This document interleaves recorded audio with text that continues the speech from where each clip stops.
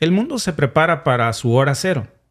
Esta semana Rusia ha efectuado un simulacro de ataque nuclear que afectaría a 11 zonas horarias distintas.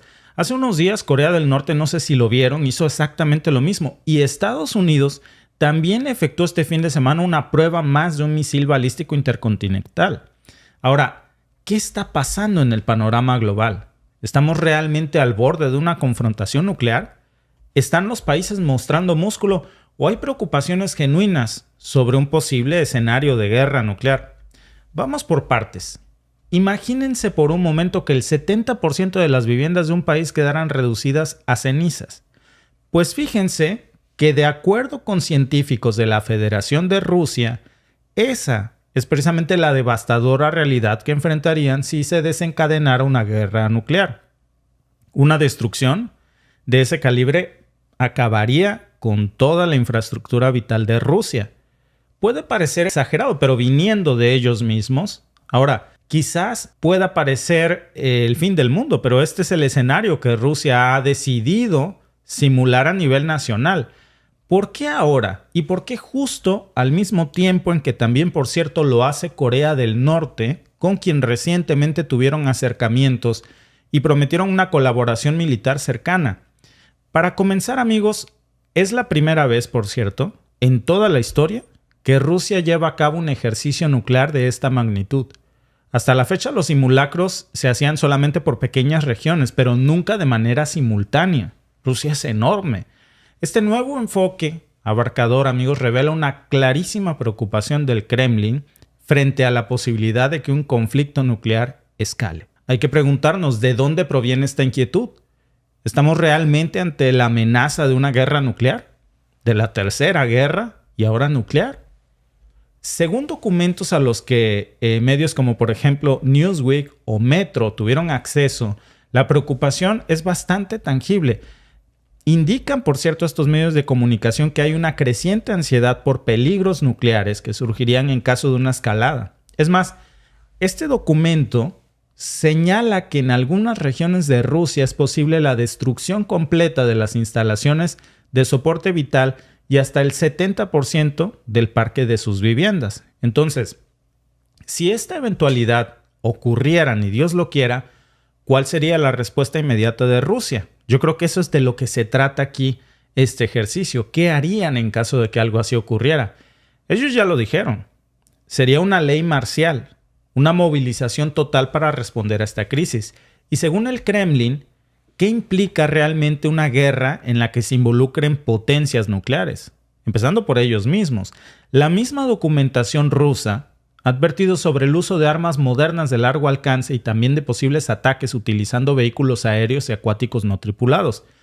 En otras palabras, el rostro de la guerra ya ha cambiado por completo y las consecuencias ahora pudieran ser más catastróficas de lo que jamás hubiésemos pensado, Y no solo eso, este informe también alerta sobre posibles accidentes en estructuras hidráulicas y en instalaciones químicamente peligrosas y radiológicas. Parece que, además de la amenaza nuclear, ahora también tenemos que preocuparnos por peligros secundarios si es que alguien tuviera la suerte de quedar vivo después de un desastre de esto. Difícilmente. Alguien quedaría vivo, pero suponiendo, viene la parte 2. En este simulacro, Rusia ha organizado ya equipos de rescate de emergencia no pertenecientes a su personal para proteger a la población rusa de la radiación y asegurar la provisión de alimentos y medicinas. Ahora, escuchen esto porque a mí me pareció que es muy importante.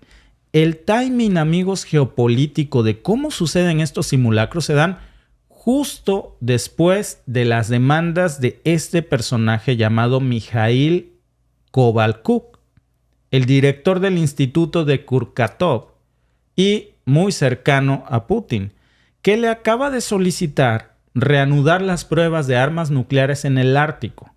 Pruebas que, por cierto, habían quedado suspendidas desde la era de la Unión Soviética. Entonces, parece que las piezas en el tablero mundial, hablando de armamento nuclear, se están moviendo muy rápido. Y las potencias globales están haciendo sus jugadas. La pregunta, amigos, es ¿hacia dónde nos lleva todo esto? ¿Por qué Moscú hace este ejercicio tan devastador en donde él mismo dice que perdería el 70% de su territorio habitable? Ya algunos analistas incluso sugieren que el objetivo principal de Rusia no es simplemente probar su arsenal.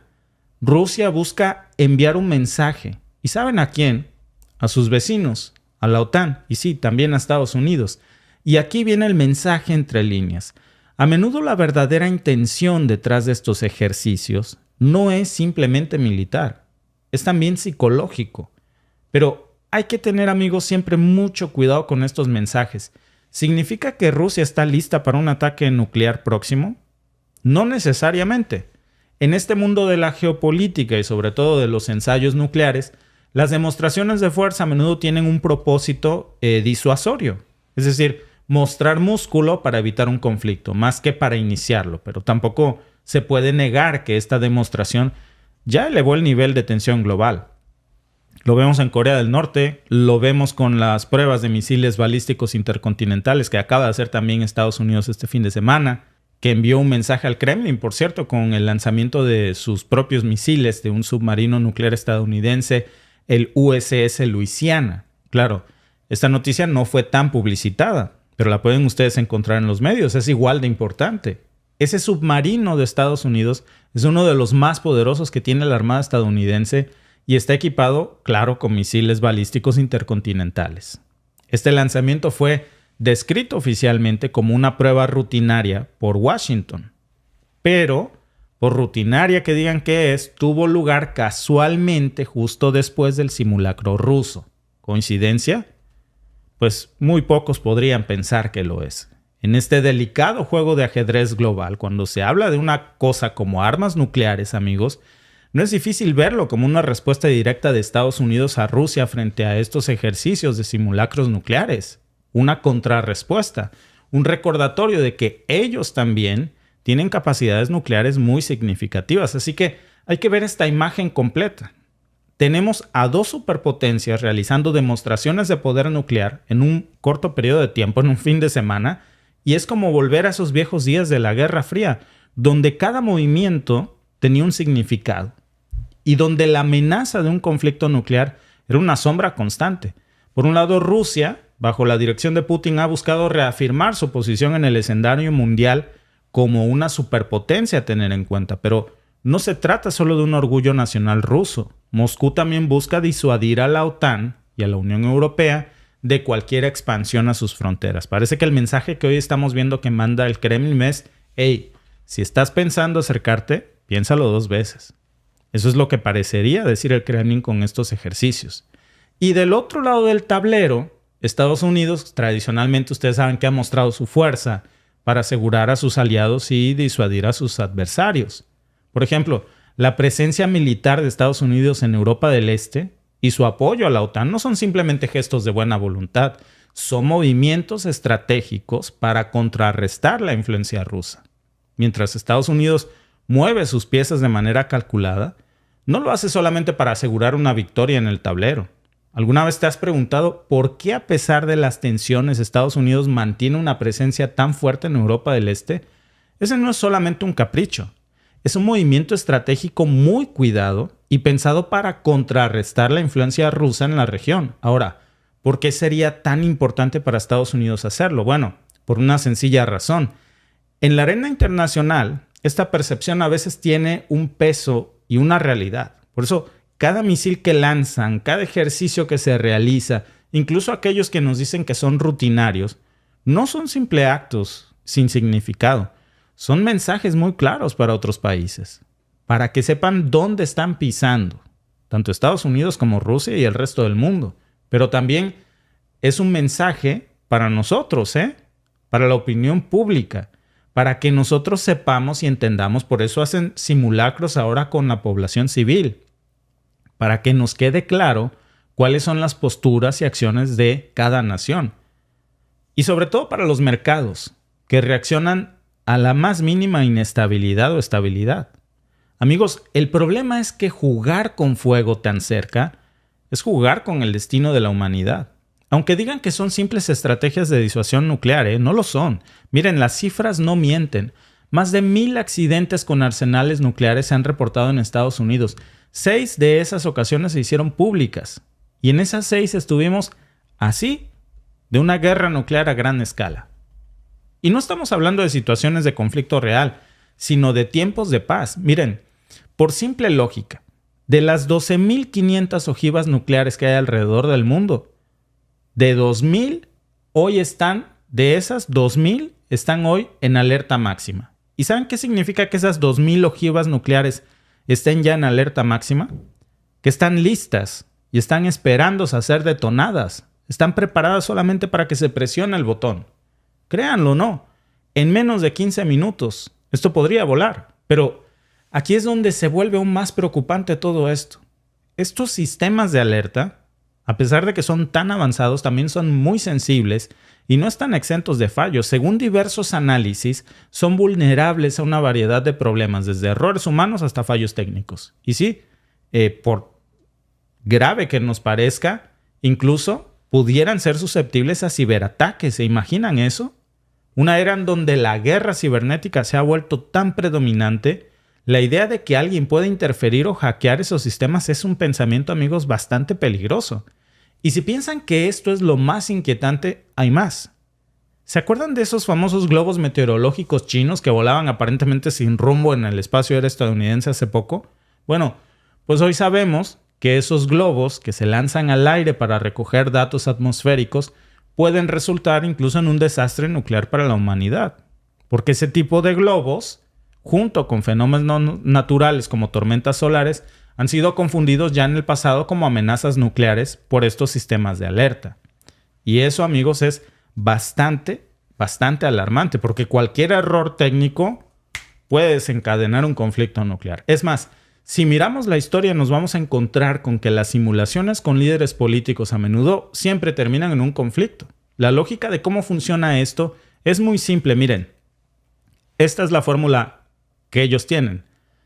En términos coloquiales, si me atacas con armas nucleares, yo también te ataco con lo mismo y todos volamos. Nadie queda vivo.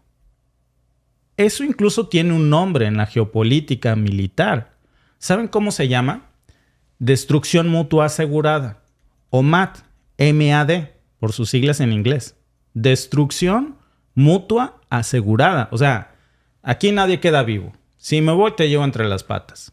Ese principio, amigos, sostiene que, por ejemplo, si Rusia lanzara un ataque nuclear contra Estados Unidos, Washington respondería con la misma rapidez en un contraataque de magnitud similar o superior. Ahora, ¿cuál sería el resultado de eso?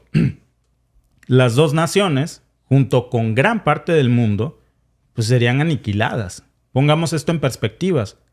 Rusia posee aproximadamente 6.375 ojivas nucleares y Estados Unidos cuenta con unas 5.800. Uno solo de todos esos miles, amigos, un solo misil balístico intercontinental puede llevar muchas ojivas y cubrir distancias de más de 6.000 millas en menos de 30 minutos. Con solo un puñado de estos misiles, ciudades enteras quedarían reducidas a cenizas. Por eso, amigos, no es solamente una cuestión entre Estados Unidos y Rusia. También está India, Pakistán, Corea del Norte, China. Y todos tienen tensiones de larga data. Y todos tienen para acabarla de amolar arsenales nucleares. Esta Sí. destrucción mutua asegurada es la versión atómica de si tú saltas, yo salto. Sí, pero terrible. Terrible, o sea, pero veámoslo así. Usualmente, como nos dirían nuestras mamás, que si tu amiguito salta, tú saltas. Pues la destrucción mutua asegurada es la versión atómica de si tú saltas, yo salto. Es la versión nadie queda vivo. Por eso. Está en un conflicto Terrible. nuclear.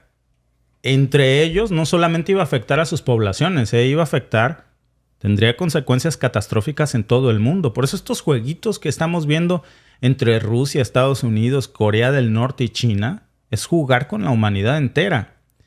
¿Y qué es lo que mantiene a estas potencias nucleares en ese equilibrio tan inestable, amigos? Pues eso, el MAD, el M-A-D, que es la noción de que cualquier ataque iba a resultar en una destrucción mutua.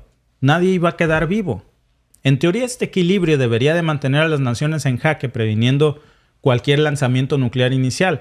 Pero lo que está pasando es que Rusia pone en alerta máxima parte de su arsenal nuclear. Estados Unidos, en contraparte, hace lo mismo y no se queda atrás. Si Rusia puso 10, ellos ponen 15 y entonces Rusia le contesta con 20 y el otro con 25 y ahí está también Corea del Norte y luego le sigue China, Irán. Y aquí viene la pregunta. ¿Y si hay un error? ¿Y si hay un falso positivo? ¿Un malentendido? ¿Un fallo técnico? En el pasado ya hemos visto, amigos, cómo incidentes como un simple vuelo de gansos o un globo meteorológico han causado alarmas. Y aunque afortunadamente nunca ha habido consecuencias catastróficas, es clarísimo que es un equilibrio bastante precario y delicado. Otro dato final peligroso. Hay 9 países con armamento nuclear en el mundo. Pero la situación, amigos, es todavía peor cuando consideramos que solo unos pocos tienen permiso de tener esas armas. El resto lo tienen prohibido. Cuando de entrada ninguno lo debería de tener permitido. ¿Por qué se le permite a un país tener armas de este tipo que destruirían con la humanidad? Sobre todo, como se los decía en otro podcast, ¿no? Que con todo respeto, ¿por qué le permites a un borracho rehabilitado tener una cava de vinos en su casa? O sea, Rusia no debería tener este armamento nuclear, perdón, pero es que tampoco Estados Unidos, que ya usó en 2 ocasiones armas nucleares. Entonces parece una contradicción. Ningún país debería de tener permiso para tener este tipo de aberraciones. Y no solo es eso. Esta estructura, amigos, ha llevado a muchos a ver las armas nucleares como un símbolo de poder. Necesitamos recordar y aprender de nuestra historia, porque las consecuencias de Hiroshima y Nagasaki, precisamente hablando de esto, fueron ocultadas deliberadamente para que el mundo no viera el horror humano detrás de la detonación. Y a menudo se presentan las armas nucleares como un mal necesario en la cultura popular, pero no lo es. Hemos olvidado nuestra propia humanidad. ¿Ustedes creen que realmente necesitamos estos símbolos mortales para poder mantener un equilibrio de poder global o como una estrategia de disuasión mundial? Yo creo que es momento de replantearnos, amigos, a dónde queremos llegar como humanidad, porque parece que todos los caminos que esta humanidad llevan a la destrucción. Y bajo el miedo de la destrucción es como queremos construir un equilibrio mundial de si yo me voy, te llevo entre las patas, Alba. No, porque entre más avanza la tecnología, más destructiva se vuelve. Y no es necesariamente en la tecnología, sino lo que hacen con ella. Entre más tecnología hay, más armas destructivas hacen, Claro. más peligrosas. Entre más avanzamos en la inteligencia artificial, más retrocedemos en la inteligencia humana. Uh-huh. Totalmente, porque Eso es real. Ve cómo estamos. De hecho, muchos de ustedes nos decían, ahora ¿para dónde voy? Es para el otro lado. Ay, hoy nomás no le doy. Hoy nomás no le doy. Voy a poner una marquita en el piso. Sí. Pero como nos decían muchos amigos el viernes que iba a haber un simulacro en Estados Unidos de ataque nuclear. Y no pudimos encontrar información. Pero lo que sí yo digo... ¿Te acuerdas el que hubo en Nueva York? Sí, que hasta salió Tulsi diciendo que... burlándose, que ella es una... ¿Te acuerdas qué decía? Una vez mostramos ese comercial. Que te pusieras seguro bajo un techo. Sí, que te Y que cambiaras la ropa. que te cambiaras la ropa y que te fueras al sótano de tu casa. Por favor. Por favor, si hay un ataque nuclear, no nos Si va a no dar es tiempo. COVID. O sea, no es COVID, no es algo que tengas que tirarte al piso, no es una balacera, no es una lluvia que necesites cambiarte el agua, la ropa, perdón. O sea, si hay un ataque nuclear, no nos va a dar tiempo ni de irnos al basement, al sótano, de ponernos tirados en el piso, de cambiarnos la ropa. O sea, no da tiempo. ¿Para qué crear esa ilusión de si haces esto, esa falsa ilusión de esperanza de que nos vamos a salvar? Es falso. Y ahora, ¿para qué crear una psicología simulacro? de la protección, ¿no? Claro. Es decir, una psicología de yo te protejo. Busca un refugio, como si hubiera uno No lo que hay. quedara. O luego, esta psicología del miedo, de meter psicosis en un momento tan preocupante en todo lo que está pasando, pero también en un momento tan preocupante políticamente hablando. Claro. ¿Por qué decides hacer el 4 de octubre, si lo van a hacer, un simulacro de ataque nuclear? ¿Para qué? ¿Para que la gente sienta miedo y entonces presione a la otra parte del gobierno? ¿O para qué? O sea, realmente creo que tendríamos que hacer un simulacro de paz. Más que de ataque, que es lo que se necesita, paz, porque ya vimos que todos están listos para pelear y sacar sus mejores juguetes. Y todos tienen juguetes de... Miren, todas esas imágenes que están ustedes viendo en pantalla son reales. No son juguetes, no es una película, son imágenes reales de pruebas de misiles balísticos intercontinentales y de todas las versiones habidas y por haber de misiles en tamaños, colores. Hace poco también les hablábamos de esta famosa triada nuclear con la que cuentan países como Estados Unidos y también Rusia. Es decir, la posibilidad de atacar nuclearmente desde el aire, desde el océano, con submarinos nucleares y desde tierra. Como si no nos bastara suficiente tener una sola opción. Y a eso agréguenle el tema de los misiles hipersónicos con capacidad nuclear. Es terrible porque no va a quedar un solo lugar vivo o con vida en el planeta si seguimos como vamos. Vamos muy mal, vamos por mal camino. Ojalá que haya coherencia, un poco de cordura en nuestros líderes, porque después de que una cosa así ni Dios lo quiera, se llegara a desencadenar, se iban a borrar las fronteras, Ya no iba a haber ni rusos, ni ucranianos, ni estadounidenses, ni nada. Olvídense de eso. Todo el mundo iba a arder. ¿Por qué necesitamos, sobre todo, tener este tipo de estrategias de todos volamos juntos y alguien es el primero, ¿no? Gracias por vernos. Recuerda que estamos en vivo por Twitch, por YouTube también, de lunes a viernes a las 8:45 hora de Toronto o 6:45 hora de México. Suscríbete y únete a nuestro programa en vivo hoy.